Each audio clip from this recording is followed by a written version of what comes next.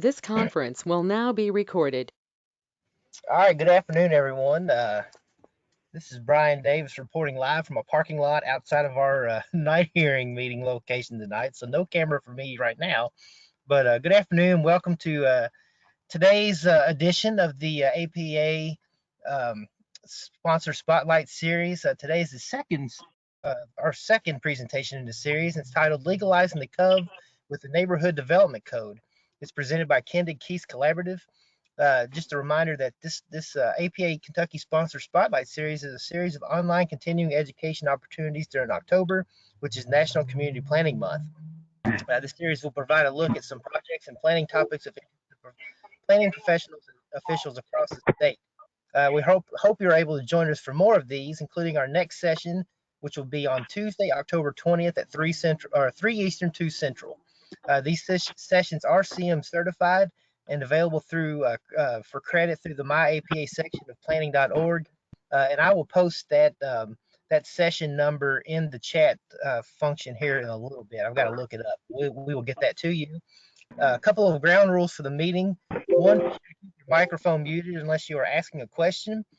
Two, you can turn off your camera if you'd like. And then three, feel free to use the chat function to ask questions as well. We'll be monitoring that. So if you have any questions during the presentation, we can get those answered. So without further delay, it's my pleasure to introduce Brian Mabry from Kendig Keast Collaborative, as well as Christopher Myers and Dalton Belcher from the city of Covington. Brian, take it away. Thank you, Brian.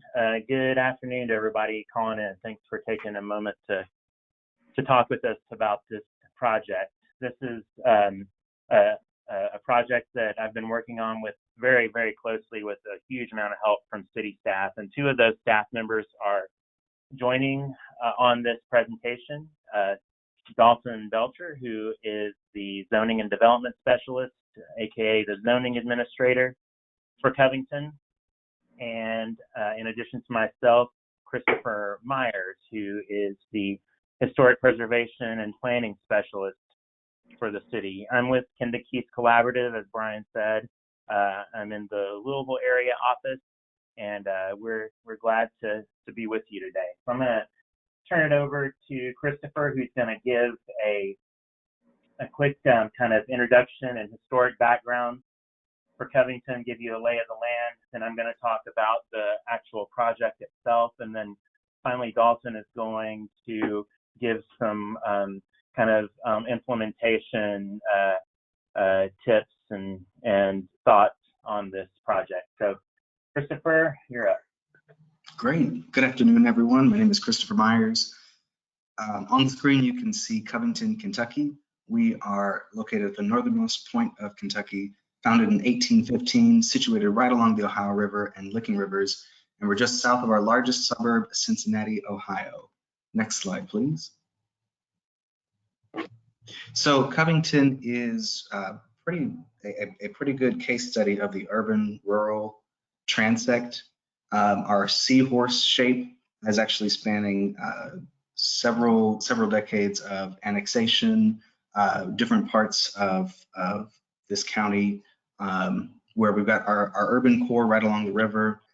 There was also a former city called Latonia. Now it's a part of Covington as well. It has its own downtown core to it. And then further south, or to the left, as the screen is showing, we have our more rural and suburban areas.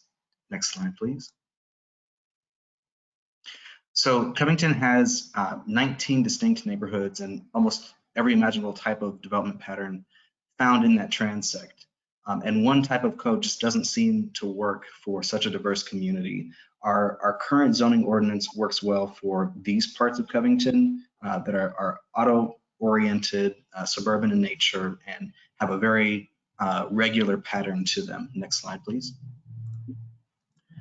But the code works less well for these kinds of areas that were developed before zoning was even thought of, where you have significantly finer grained development, many more layers of choices building upon other layers of history, shaping all of our streets, where in these areas that have been established for a long time, now the focus is on adaptive reuse and infill.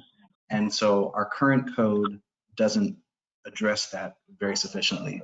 We're seeing a lot of reinvestment in Covington's older neighborhoods, and we've learned the hard way that when we punish people with the red tape of our current ordinance, that investment sometimes walks away, or people will just ignore the regulations altogether. Next slide, please.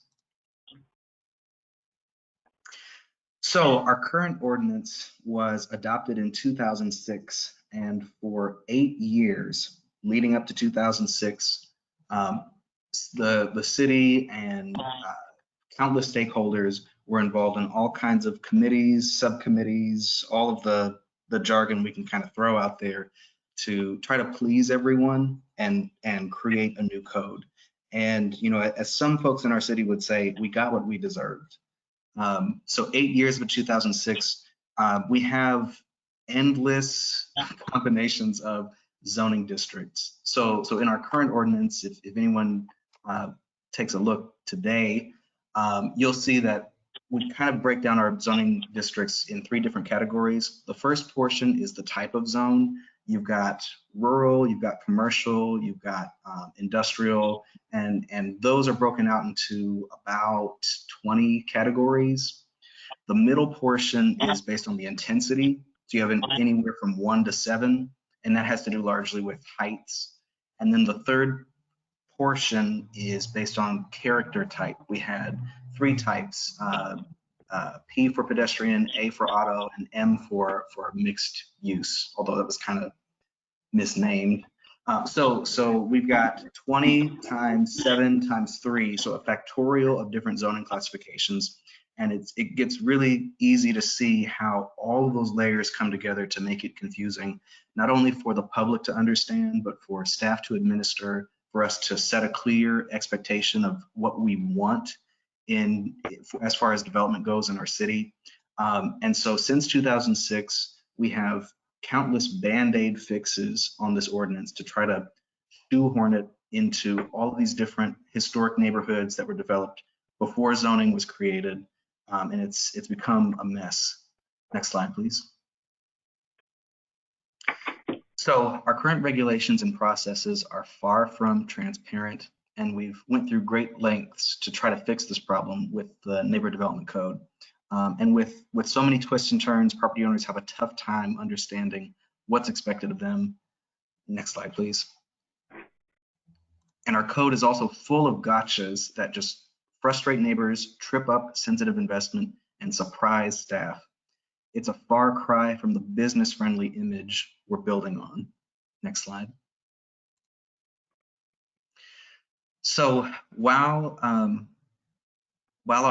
neighbors, neighborhoods, and businesses have been hurting for quite some time from the current code, we've realized that this current ordinance does an excellent job describing what we don't want. But it leaves the question, what does Covington want? Next slide.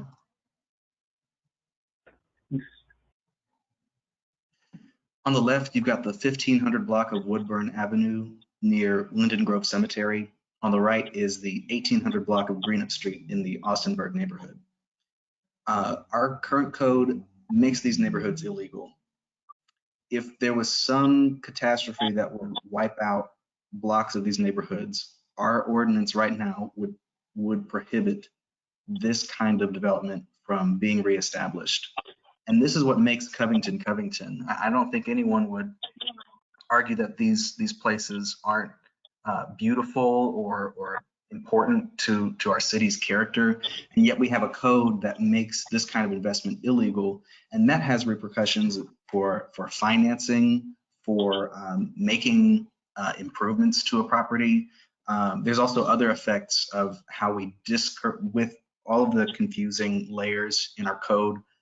We effectively discourage the kinds of investment that cities really want, and compliance with our codes. We discourage that.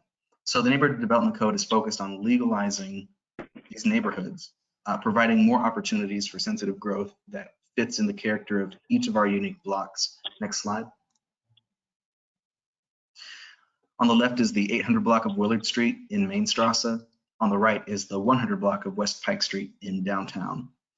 And so these are more examples of the cherished spaces and places in Covington that I think we recognize as being important, and yet we have a set of regulations that doesn't value them.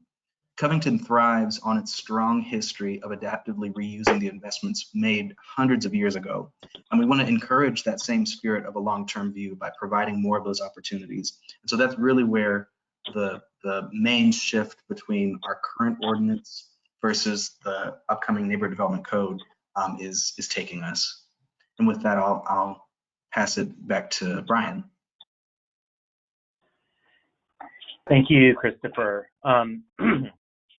So this project began, well, I'll have a timeline later, but began some time ago with the city realizing and recognizing that they wanted to do things differently zoning-wise. And so, you know, they sent out an RFP and we responded, and eventually our team was selected. But really, you know, the citizens and the staff and the elected and appointed officials of Covington were in charge of this project, and we were sort of the scribes. Same to be said for the staff. They were extremely involved. Tom, the director, Christopher and Dalton were extremely invested, like pretty much no other staff I've seen before in this project, and so therefore they really know the new code a lot better than really I've ever seen anyone or any group of staff members before. They've been extremely involved and spent a lot of time and a lot of work on this. But so I wanted to give them that those props from the beginning. But we had you know, on the consultant side, along with the firm I'm with, Kendig Keast, we also had Dover Cole and Partners doing a lot of the graphical work and some of the public engagement related to urban design. They had a charrette activity or two and led some facilitation on that part of it. And we also had Phil Thomason with a firm called Thomason and Associates, who Phil's a historic preservation specialist, and he kind of with a mini sidetrack to this project, worked on updating the historic preservation standards for the basically the downtown area and its surroundings. So we did kick off this project in February 2019 with several different activities, but we had a steering committee made up of citizens who would review all the different deliverables that we would put together for this project. We had some activity or some work products that were related to the city's current zoning map that transitioned into basically a character district map. We produced 3 different modules of the neighborhood development code as we went through the process, so that the reading was a little easier to do than giving one big document and asking people to read through it and comment on it. But as I said, we had the steering committee meetings throughout the project. Ended up in May with a public review draft that was a compilation of all the 3 deliverables put together and refined based on the comments from staff and from the steering committee, and ended up in August and September having the public hearings for the neighborhood development code, one with the Kenton County Planning Commission, and then 2 readings, of course, with Covington's Board of Commissioners. In between, you know, a lot of times we would have, for projects, have a staff committee as well, but especially after COVID started, it was really, or right before COVID, I guess, we started really doing weekly calls, staff and myself, to talk about what needs doing and go over the language with a very fine-tooth comb. So there wasn't as I would have been more used to, there wasn't a staff committee involved on this that was reviewing the work. It was really the committee was really Dalton and Christopher working hard and reviewing and making their own edits at times in the document. I mean, not even at times, but frequently. We also had a lot of public engagement opportunities, even early on, and before we started writing any provisions of the code. Wanted to get the public involved as much as we could. We had focus group interviews with different groupings of people, design professionals, neighborhood advocates, environmental advocates, people like that, where we would pick their brain on what they thought was good about the current regulations and what they thought needed changing. We had open door meetings that were kind of come and go events in two different locations, 3 meetings where citizens could come in and check on what this project was all about. We kind of give them the rundown and have some posters up and that kind of stuff. Dover Coal did their charrette activity in April and May, having people weigh in on what they thought the future of design should look like in Covington. More open door meetings, community leadership, and then as we all know, in March, things really changed for everyone, so that we went virtual in all of our in all of the remaining public engagement activities. Became virtual, hearings virtual, all that kind of stuff, just like so many other places.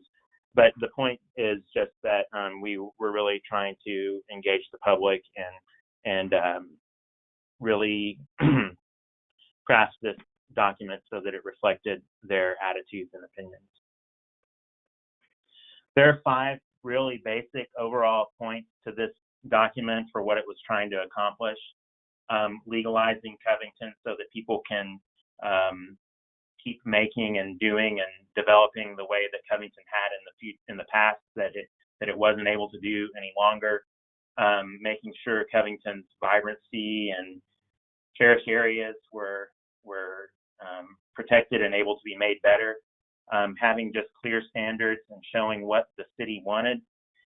Making development more efficient so that costs and red tape are reduced, and then having a user-friendly document in the end. And I keep saying document, but this is like most of the codes that this firm does, is really native to online rather than native to Microsoft Word or native to PDF or to InDesign or something like that. This, all cities pretty much have their development regulations hosted on their website, but this code is a website and is meant to be viewed online, and that's how you maximize the different user-friendly features that are on there that I'll talk about in a second.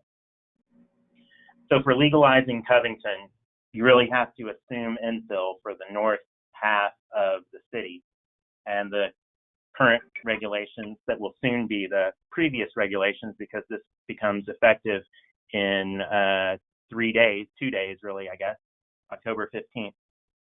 But the current regulations did not really assume infill, and this code does. The assumption is that anyone developing, in the northern half of the city is going to be doing infill and redevelopment, and we wanted this code to be as accommodating of that as possible, while at the same time, protecting the people who live next door, who wonder what's going on in this vacant lot next door that they started to see activity on. One way to bring infill development into context better is really to look at what's going on next door as far as building placement, building height, how much of the lot is occupied with the building, how much lot coverage there is. The current regulations were very limited in context, only looking at the 2 sides of an interior lot and what was happening there. Instead, this draft seemed to be, adopted or effective code looks at broader context, and so allows potentially taller buildings that cover more of the lot or that are closer to the street if necessary. It often will look at and take into context the entire block space, or even the entire block, depending on the situation. So it's not just about meeting or matching up with what's next door to this, some theoretical, infill property, but what's going on along the block face or even on the entire block. And that makes for potentially able to have a taller building and more dense redevelopment project. More land uses, most codes nowadays pay less attention to the uses going on within the building and more about how the building or the site itself addresses the public realm, how it relates to the street. So we broadened the types of land uses that were allowed overall. And this can just, all these things can just make it easier to do a project as far as getting financing or insurance if there's a non-conforming use or a non-conforming structure. It can be difficult to finance the redevelopment or to insure it when it's done. And so there are different little tactics in the code to help with that. Enhancing and protecting Covington's vibrancy. This is, if Christopher didn't say it, didn't say it enough, a very historic city that has a lot of amazing, interesting areas, especially for a planner or someone who's into historic preservation. We've worked this code to give staff guidance on allowing new unanticipated uses, things that we couldn't think of when we were writing the code, by relying on use categories so that different interpretations can be made and uses allowed without needing to go through and amend the code itself and have, planning commission recommendations, city council approval, and all the paperwork that goes along with that. Just one small piece of this picture is murals, with Reed versus Gilbert case and the constitutionality of content neutrality and sign regulations. There are, it's easier to do murals now than it was before, and they're legally sound because they're not, the provisions related to murals are not content-based. And then, as I mentioned, there was a modernization of the historic design standards and guidelines that were part of this project as well. Standards being clear was a big thing for this project so that people understood what they needed to do without necessarily having to bug staff too much about what was needed or what was meant by different pieces of the code. Of course, we try to work in plain English and avoid legalese as much as we can get by with. Graphically, a lot of illustrations in the code, a lot of tables, illustrations or photos, I should say, that come from Covington itself so that it's clear what the expectations are. There are, as I mentioned before, the concept in this code is very big. The lot area of a given property, its minimum lot area, its building height, the placement of the building on the property are all dependent on what the context is for the property. And so the idea being Covington being mostly a landlocked city, any growth that's going to happen is going to need to come in the form of denser development and taller buildings. And so instead of having more of the southern half of the city fill up, we believe that this code allows for more densification in the northern half to make that part of the city even more urban and more walkable and more mixed use. But for the suburban part, the southern half, we have clustering provisions that allow for some density bonuses or lot count bonuses if open space is preserved, and sort of the clustering concept or conservation development concept. But that's by right, as opposed to requiring an overlay district in order to be able to do that, or requiring some other kind of special approval in order to do that.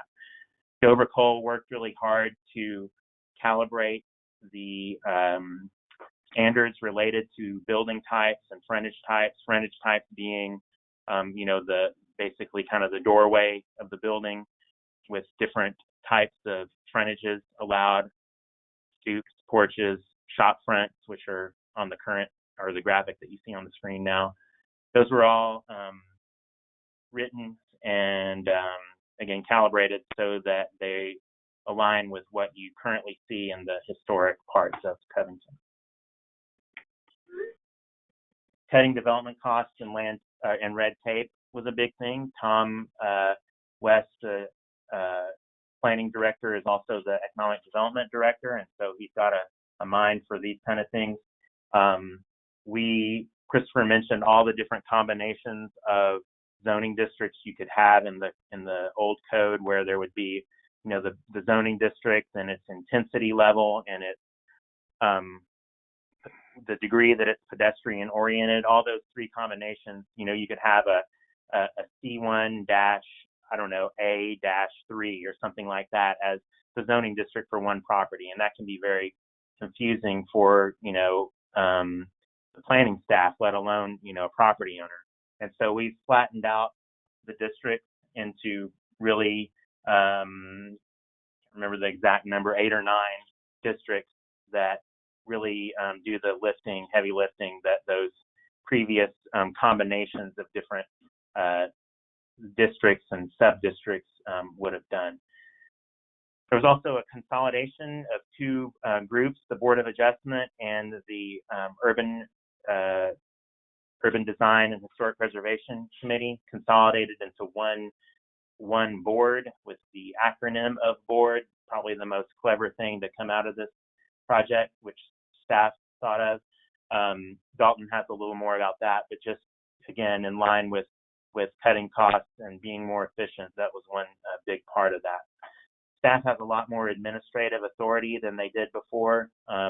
There are more articulate standards that guide them in making administrative decisions and having fewer public hearings, which makes the applicants generally happier and results in less paper pushing for the city staff. Really a win-win for many people involved. Then one more thing about development costs is right-sizing parking, bringing the existing parking ratios up to more contemporary standards and expectations. Having a maximum, parking cap as well was something that we did that, you'll see some communities doing across the country. We did that as well so that there are limitations on the amount of paved area and the heat island effect and drainage problems that go along with massive parking areas that are, good for one day out of the year, if that. Then the fifth piece of this overall project was to have user-friendliness be a given and very important, so that we have, heavy use of tables and graphics, as I mentioned, but also the website itself that hosts the code and that is the code has features like terms that are defined back in the definitions section. If you hover over that term, the definition will pop up there, or cross-references that if you click on that cross-reference, like see the buffer yard provisions in section 1.2.3, you click on section 1.2.3 and it takes you to that part of the code. We also had a how to use this code piece at the beginning that walks you through different frequently asked questions of, like, I have a use in mind, what district can I do it in? Or I have a piece of property that's zoned semi-urban, what can I do on that property? And that kind of stuff takes it from different perspectives and provides answers to that. And I've already mentioned, again, this document is native to online as opposed to Word or InDesign. This is the website, just as a preview or a couple of screen captures from it. If you wanted to go to it, it's online.encodeplus.com/reg Covington-KY. And there's several different things that project documents, news articles that came up during the process, old PowerPoints that were given, that kind of stuff. So I'm going to pass this on now to Dalton. He's going to talk about some of the practical implications of this new code. Thanks, Brian. Yeah, I'm Dalton Belcher with the City of Covington, zoning administrator. So one thing when we were starting this project that we heard a lot, we had, as Brian mentioned, we had stakeholder meetings, we had an online feature where citizens could comment 24/7, if they're a night owl and they're up at 2 a.m. thinking about zoning, because I'm sure there's one person who does that, they could get in there and actually make comments, or whenever it was convenient for them, because we wanted to provide as much opportunity for feedback as possible. And one of the big things that we were hearing, and one of the things that we also were just noticing on a staff level, was that we were having a lot of overlap between our Board of Adjustment, which handles variances, conditional uses, and our Urban Design Review Board, which handles design waivers. And so when we were looking at some of the ideas that we had for this neighborhood development code, creating what Brian mentioned as my favorite thing in the code, the Board of Architectural Review and Development. I think Christopher and I are still laughing that we were able to get away with that. We wanted to cut out red tape. We wanted to, we wanted to make sure that we were creating a board that could answer all the problems that an applicant or a developer might have at one time. We wanted a consistent vision or a consistent answer for these applicants. Unfortunately, we found that there was examples where someone would go to the Urban Design Review Board and get approved for a design, then they would go to the Board of Adjustment, and their variance that they may have needed would get denied, and then they would have to go back to the Urban Design Review Board to get another approval. And as we were looking at our data, we found that roughly 20% of our cases were duplicates that could have been handled by one board instead of having to go to two.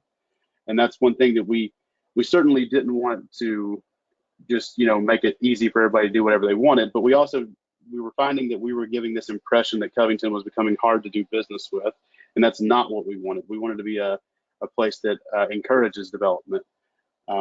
And so we looked to actually create this board to try to address that. Brian, next slide. So here you'll see some of my sayings that all the people around the office hear and often ask me what they mean. So, with a little help from our friends, we looked around when we had the idea. Tom, one of the first things, Tom West, when I came in, one of the first things he said was, there's too many board hearings. It's difficult for people to deal with. And so is there a way to fix that? And so we started looking around, and we found that Frankfurt actually had something similar to what we were thinking about, but it was kind of just confined to their historical areas. And we wanted something that would actually address the whole city. So, as I say, getting our ducks in a row, when we started looking at actually practically doing this, we had found, somewhat of a precedent. They didn't have the full scope that we wanted, but we realized that it was possible. Where there's a will, there's a way. So we started looking at what are the requirements of the board, for a Board of Adjustment and for the UDRB. And we have thankfully been able to find board members that meet the requirements for both of those. And we feel that it's going to not only bring, our city has a very, very, as Christopher mentioned, it's got, certain neighborhoods that have specific tastes, I'll say. And we like the idea that these design elements, these design focused professionals are now going to be able to have a bit of a say in some of these, decisions that would normally have just been a variance. So we think it's going to give a more holistic approach to looking at these projects. The more you know, we have our training set up. Actually, this Saturday, we will be doing our first training with the board members. We're very excited about that. And we, honestly, we've got a lot of positive feedback, and a lot of the board members have been excited. I mean, I think they're a little anxious because some of them came from just a Board of Adjustment side or just the Urban Design Review Board, but they're excited about being able to kind of mesh both sides. I often found on the Board of Adjustment, my board members would say, it feels like we don't really have the full scope of the project because we're only allowed to work on a piece. And that's, part of what we found that applicants were also being frustrated by, is that they would get one part approved and then the other part would not be. So you can go to the next slide, Brian. Sorry. Another thing that we found that was coming up very often, is that our city, while we often deal with, professionals who can make these wonderful site plans and they know exactly what they're doing. They can fill the applications out perfectly. Your average citizen, a lot of these zoning concepts are just completely unfamiliar to them. People oftentimes ask me, do I even need a permit to put a fence up, let alone some of these concepts like a site triangle? As you can see here on the left of this PowerPoint is our old zoning codes descriptor graphic for what is a site triangle. And I remember distinctly having an applicant that I showed this to him to try to give him a better idea of what it was. And his words were, well, now I know less than I did before you showed that to me. And that's not at all what we want our code to be doing. We want our code to actually help people.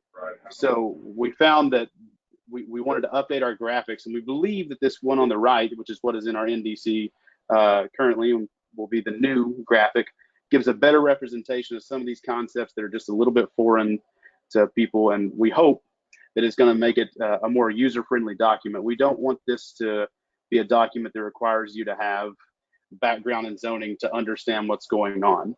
Staff is always going to be happy to help, happy to work with people, but we also want to give our citizens the most information we can to help them, decide what they want to do before staff needs to come to the table, and then we can have a collaboration. Next slide. So as you can see here, we've got some fun pictures. One of the things that I think gave me a few gray hairs in my year and a few months here at the city of Covington is that our old code was very strict about uses, and it also did not provide really any flexibility.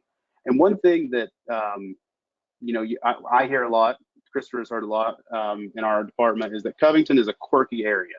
Some things that would work in Covington probably wouldn't work in other cities. Some business ideas. We wanted to, in the time that I've been here, I have had axe throwing come across my table, which, as you can see there, we've had the picture in the middle is a development where there are storage containers that kind of have like little restaurant areas, and there's a park pavilion area in the middle. And our old code had really no way to address that. We've also had a cat cafe come by. And when I tell you, if you're trying to find a use to classify a cat cafe in, it can fit in probably every single one you could think of. And that made it difficult to try to figure out what to really consider this to be. And these are the ideas, these are the businesses that make Covington thrive, that make our city so special. And we didn't want to be a hindrance to those type of developments. So we've established a couple, and I'll get into it in the next couple slides, a couple different mechanisms to try to make it to where even if there's this novel business idea that we had not been able to contemplate when drafting this, that we can at least try to make it a use that we can permit or work with the developer on, instead of basically saying, no, you have to go get a text amendment, which can oftentimes be a 2-3 month process and quite a bit more money. So we found that, unfortunately, because of that, and Christopher touched on this a little bit, our older code it promoted this idea of asking for forgiveness, not permission. There wasn't a clear regulation in a lot of areas, just like that site triangle didn't really make a lot of sense. A lot of our older code had there was some actual text that just didn't really make sense. So unfortunately, we found that citizens would be, and they would be better off going ahead and doing what they wanted to do, and then coming to us later on and saying, oh, here's what I did, is this okay? And that's not at all how we want things to work. We want to regulate things responsibly. We want them to work with us, not around us. Next slide.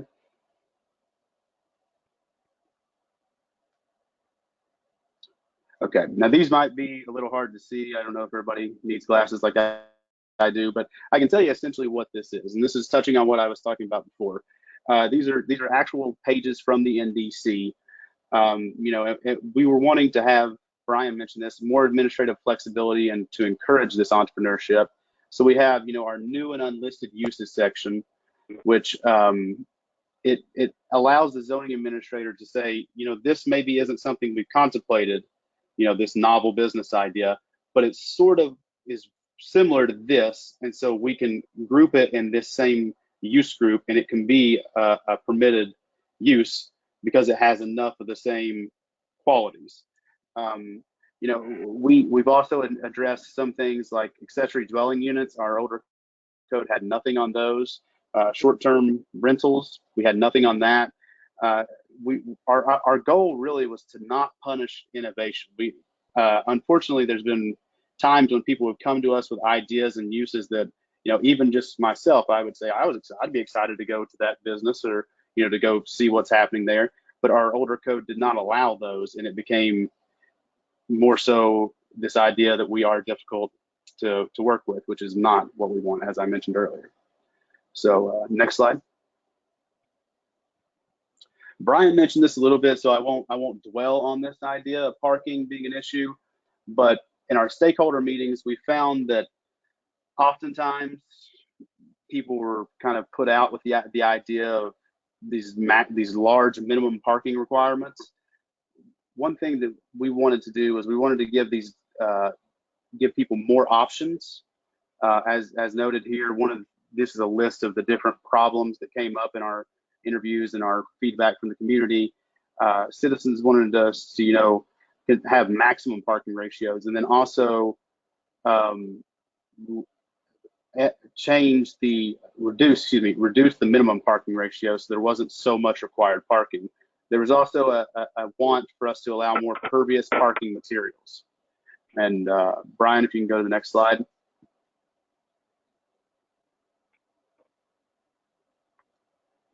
So this is part of how we've solved that. We've allowed for more diverse types of parking structures to try to, maybe not just have these big concrete blocks of parking garages that we're so familiar with. We wanted to allow for them to be a bit more character-based and to kind of fit the area they're at, almost like we're disguising parking in a sense.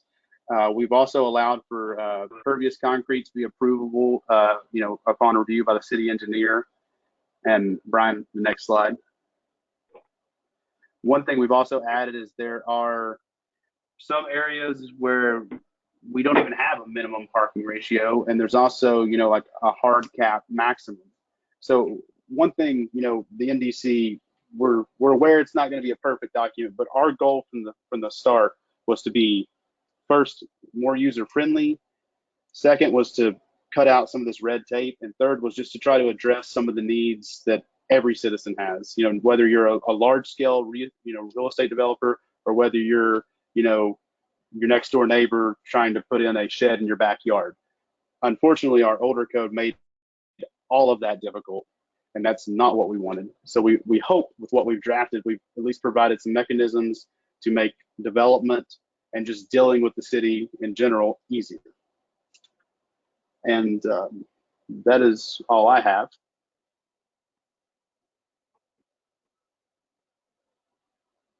So I guess if anyone has any questions or answers, questions, and we can have the answers. All right, very interesting stuff, guys. They have fascinating approach to the new code there. Best of luck with that moving forward. Does anybody have any questions they want to ask the team? I have a couple of questions. Yeah, go for it. Okay, first of all, I want to say congratulations to Dalton and Christopher. You've done a fabulous job. I think I recognize that voice. Yes, you do, Christopher. I am so thrilled to see this. I know you worked on it so hard and it looks incredible, and I can hardly wait to steal it.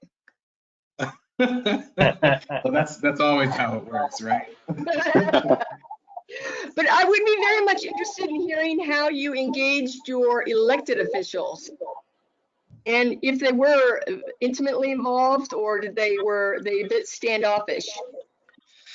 I'll take a stab. So this all started with our elected officials. They recognized the climate for investment that the set of regulations was creating, or I should say, harming. And so our legislative body, City Commission, they're the group that decided it was important enough to invest public funds to hire a firm and get us going with engaging the public, studying the issues, and developing a new code with a drastically new direction from what our current code said. So they were the ultimate decision makers on all of this. And we did have some of our elected officials, or at least one of our elected officials, as part of the steering committee that was actively engaged at all of the major decision points. We had as Brian was mentioning earlier, we had a significant amount of public engagements. And at those engagements, you saw elected officials present, learning more about the project, voicing their concerns, hearing from their constituents. And so I would say they all valued this effort. They saw how important it was for Covington to be seen as a good place to do business and invest in. And so that's the kind of buy-in that our elected officials had in this project. Was there another part to the question that I missed? Or did that answer your question? That answered the question. As a follow-up, since on the board, which I think is a great and acronym, do you have specific credentials that a certain number of the members need to meet? Like, Yes. Okay, great. What are those? I can speak to that. In fact, Brian, can you go back to, I don't know which screenshot we had, but there was a slide that had our primer up. And for anyone who's interested, we can share these materials too. Actually, it's available online. If you go to the project website, you'll be able to see it there as well. But okay, this screenshot doesn't quite have it. But yes, so since our board is serving with two hats, one hat being a board of adjustment, some states and cities call them board of zoning appeals. That's one hat, and then the other hat is our former urban design review board. Most communities call them historic preservation commissions. Those are the two hats that they're wearing. We worked closely with our state historic preservation office to make sure that the qualifications we built into the board members were meeting those standards of a historic preservation commission. And we were able to combine those with the requirements that Kentucky requires for members of a board of adjustment. So it took a lot of study, a little bit of negotiation and interpretation, but ultimately we just merged the two requirements together. And that's how we built out what these members were going to need across this board. This is Brian Mabry. Just to say something quick about elected official involvement. It was amazing the first and second readings where this was, went before the Covington Board of Commissioners was the most uneventful thing you can imagine. I mean, it was Dalton and Christopher and I, of course, it was virtual. We had a group text going, and we were like, "Was that it?" It was just there were no public questions. There were no questions from the city commissioners. It was just incredible. So I think that the upfront investment and getting people involved really paid off at that point. Yeah, as the staff member who oftentimes handles the map and text amendments, I was kind of sitting there thinking like, okay, Brian and Christopher are involved in this one. They've got to deal with it. And then nobody had any comments. I was like, come on, guys. Every time I have one, there's comments. And they get away with nothing. All right. Any other questions for the group? We got a few more minutes. We have some time. So you might have any other questions they want to ask the group?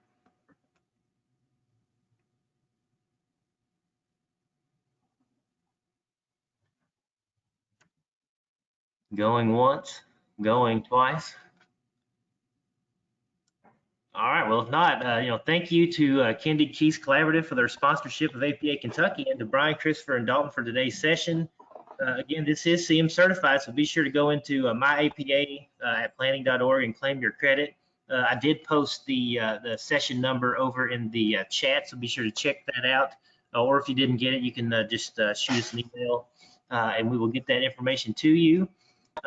Be sure to send us some feedback on today's session. Let us know what you thought about it. Let us know about what you thought of the online experience here as we continue to feel our way around the virtual sessions. And finally, be sure to join us next week on Tuesday, October 20th at 3 Eastern, 2 Central for our next session, which is titled "The Future is Resilience," to be presented by Gresham Smith. Thanks again for joining us today. Have a great rest of the day, and happy planning to all. Thanks, everybody. Thank you. Thank you.